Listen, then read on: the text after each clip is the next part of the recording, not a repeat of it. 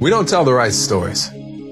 Or when we do, we tell them wrong. We focus on the wrong parts. Like there's a story we like to tell ourselves about life. In the story, we will grow up, go to college, have a career, get married, have a family, grow old, and when, after a very long life, it is time to get our affairs in order, life will let us know.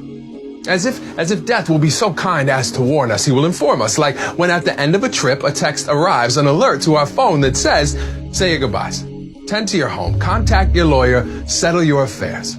We believe that story to be true until we are blindsided by heartbreak that seems so unfair. Beneath so much debt, it is a struggle just to get air. Everything was fine, and then out of nowhere, the phone rings. A siren wails. We crash straight into a doctor's chair. As the hair on our neck stands up, we stand up unprepared as she pulls the air from our lungs so we can't speak. We listen as she says the words, critical condition, terminal, hit and run. It's in his lungs. You are dying, and there is nothing to be done. And when we tell the story of life insurance, that's the story we tell. We focus on death, the tragedy, the sadness, but that's telling it wrong. And I'm not saying there isn't pain or heartache or sacrifice. Of course there is. That's life. I mean, those things happen for the same reasons tooth fairies and sunsets and great wine and grandchildren happen. And that's life. It's not that the tragedy isn't there. It's that it isn't all that's there. I mean, there's so much more. I mean, in all this hopelessness, hope is. But to see it, we have to shift our focus.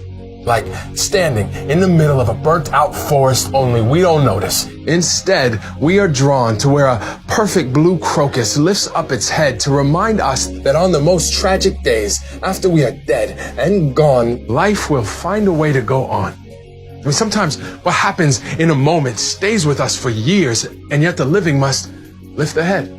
Persevere. That is why at some point in the middle of all those tears, a laugh and a memory finds its way out. And when it is needed most, a check appears with a memo line that may as well read, despite the fact that my body is no longer here, I still am. My love lives. Even though I don't, my presence will be present. Even though my body won't. As sure as death is part of life, life is also part of death. So when your last exhale will wait no more, your loved ones will pick it up from the bottom of your lungs, place it lovingly onto their own, and complete your breath. The heart can stop beating, even as it refuses to. The body can stand tall, even as it is laid to rest. But it will, only if you choose to ensure that a check will check on them on your behalf for years after you've left, because the answer is no.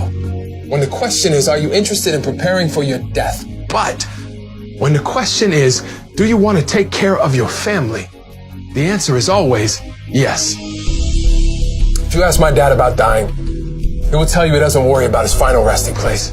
He worries about my mother and paying the mortgage so she will finally have a place to rest without worry. My friend told me he had one thought as his son raced to the hospital at 3 a.m. with him in the back seat struggling to breathe. He thought, what will happen to my son if I die?